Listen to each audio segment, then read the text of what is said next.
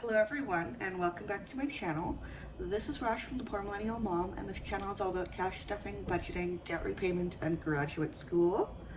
I am a single mom on a journey to paying off a lot of debt. I have not calculated it yet, but it's a lot. Anyways, today we are doing a very belated December 2023 budget with me. So let's get on with it. I have so much to tell you guys about, and yeah, let's do it.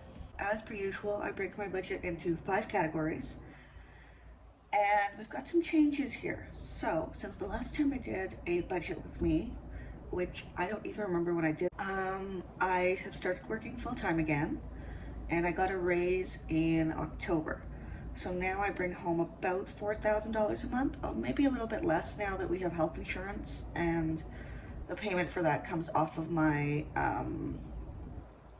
paycheck. So yay. And then part-time job, I'm estimating about $800. I did just get a paycheck on the 8th for $660, so this actually might be closer to $900 this month, just because I did work a lot. And yeah, I do not get child support anymore, which sucks. In fact, I have to start paying child support because I make more than my ex-husband, so there's that. And then benefits, it says child tax, which I have finally started getting again. Long story short, my ex-husband filed and claimed that he should have been getting child tax benefit for the period of time that the kids were with me. The CRA agreed with him, so they held my child tax benefit for 7 months to pay him back. So that was real nice of him. So basically my total income is going to be $5,250 this month. And let's just zoom in a little bit here. So we have our categories of must pay. These are the essential bills every single month that need to be paid. Since we moved in June, our rent has gone up and I pay half the rent, so that's $950. Then we have groceries and takeout for about $500. That's my portion. Man, food has gotten so expensive. I was actually reading an article that said my city is now more expensive than Toronto and Vancouver to get basic necessities in, so yay. My bus pass was $84 this month as opposed to $112. And then my minimum payments for my credit cards, so $65, $55, and $248. Then let's see here, $65 for my portion of the internet. Utilities, I don't know what happened there, but they should be $250. There we go. My phone is $30, but my work pays for it because I do use it for business, so I just send them the bill and then I get reimbursed. So that's nice. And then because I'm in graduate school now, I do have a student line of credit through RBC, and I pay down $150 on that every month, more if I can do it. The line of credit was a stopgap between when I got my student loans, but there has been a delay in getting my student loans from the Alberta government, and so I'm still carrying that debt from the line of credit. But hopefully once my loans are approved and backdated, then I should be able to use most of that to pay off the line of credit, and then do that. And then emergency fund is getting a big bump. I'm putting almost $1,000 in there because my emergency fund was decimated by like medical expenses, dental fees, and I needed new glasses because mine were falling apart. And so I just really have to focus on building that back up to at least $2,000 before I feel comfortable putting more money into other things, like more debt repayments, because to me, I need the money in my savings to feel comfortable. So our total for must halves is $3,397, and that leaves me $1,853. Moving down to variable, we have 150 in personal and 150 in miscellaneous, totaling 300. And that brings us to 1,553 remaining. In debt repayments, like I mentioned, I put nothing this time because I just really have to rebuild savings. So that's what I'm gonna do. Oh, excuse me, it's very early in the morning. That's what I'm gonna do and prioritize right now. Okay, now we're gonna scroll. Oh no, where'd it go? There we go. We're gonna scroll up here and we're gonna go over to section 4, which is sinking funds and savings. And again, we are not putting anything in there except for investing. So, 2 things to note though. I do need to save up for travel once my emergency fund is restocked, because I am going to Edinburgh for school at the end of February. It's also a business trip because we are doing some international expansion into the UK market, so I'm going to go there for a little bit for work. And then I have a class at the beginning of March, so I'm going to go for that. And I want to save up at least 1,500 Canadian for my spending money, just so I have, spending money. But we'll see where we end up there. I booked the flights. I haven't booked any accommodations or any transport, so I need to book my accommodations in London and Edinburgh, and I need to book my train from London to Edinburgh, and I probably need to get an Oyster card, I think, for travel around London. Luckily I am a student, so I do get like a student discount. The UK seems to be really good for student discounts, so that's exciting. Okay, so all that being said, I'm not putting anything into travel until my emergency fund is filled up, but we are doing investing. So investing is just the auto transfers into my investment accounts. I have several investment accounts, so I put $100 a month into my kids' education funds, so $50 each. I put $100 into my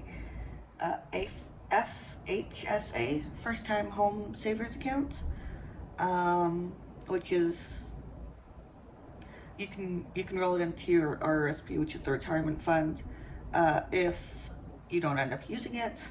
So that's already $200, and then I put $50 into my TFSA just for general investing.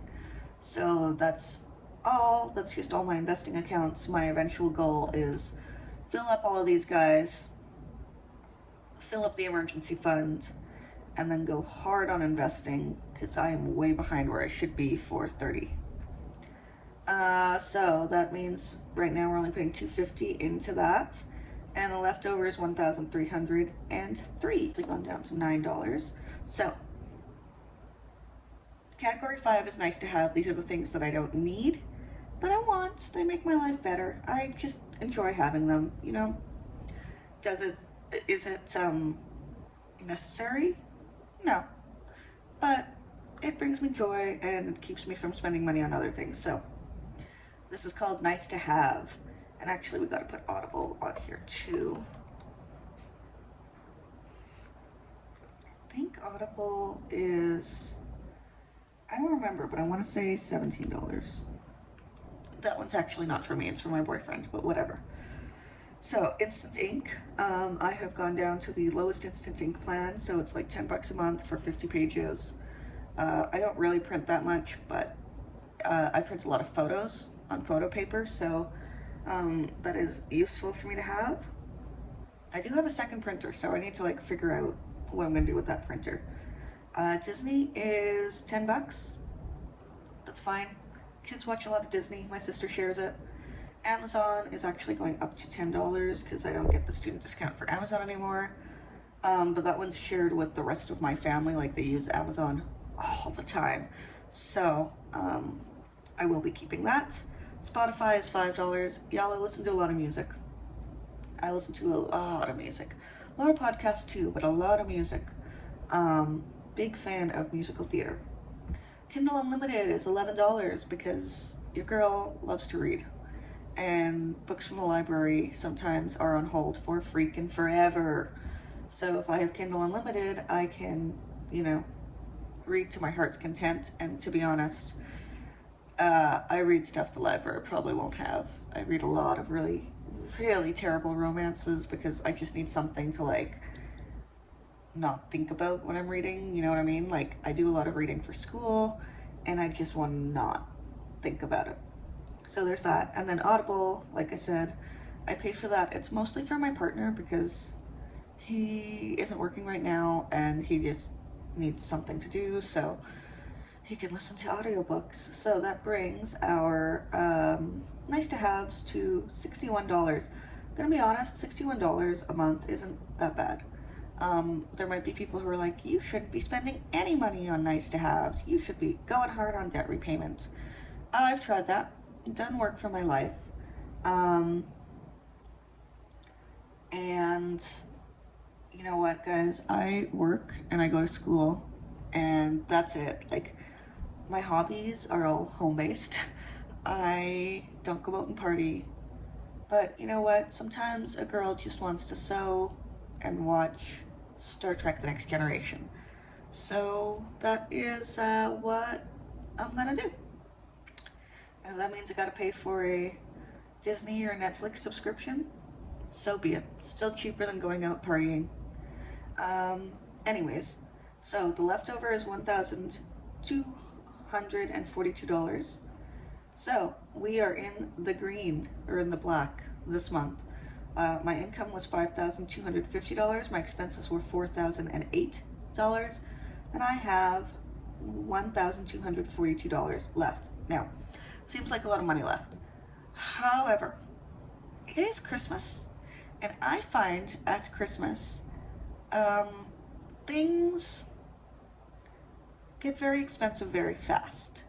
Now, my family has decided that we're just going to do a Secret Santa. So, we're only buying for one person instead of for the entire family. So that is great. However, I still have to buy presents for the kids, for the partner, for myself. I always buy myself presents. I bought myself a nice blanket. It was nice. For, you know, friends. I don't buy a lot of presents for friends. Usually I make them, but um, so I find, and especially right now with how expensive things are, I find having a little bit of a buffer in my bank account is really important because life is expensive and things pop up, and I don't want to go further into credit card debt for them. Um, oh, and in other news, I'm sorry I'm yawning. It's very early in the morning. It's like 6:30 in the morning. I'm filming this before I go to work. Um, in other news, I have started taking driving classes. So hopefully by sometime in 2024, I will have my own vehicle and I will be able to drive and I will not have to pay for a bus pass anymore. I'm really, really excited. But I don't want to buy a car until I've paid off at least one of my credit cards. So that's kind of my goal. And then I got to start like building up a little bit of a buffer for car down payments, whether I buy one used or buy one new with the down payment. I don't know yet. But yeah. Um, that really does it for me. Thank you so much for watching. If you're here for the budget content, I appreciate it. If you're here for the study content, welcome to the budget side of my channel. And thank you so much for watching. I appreciate you. And I will see you again, hopefully, very soon. Bye!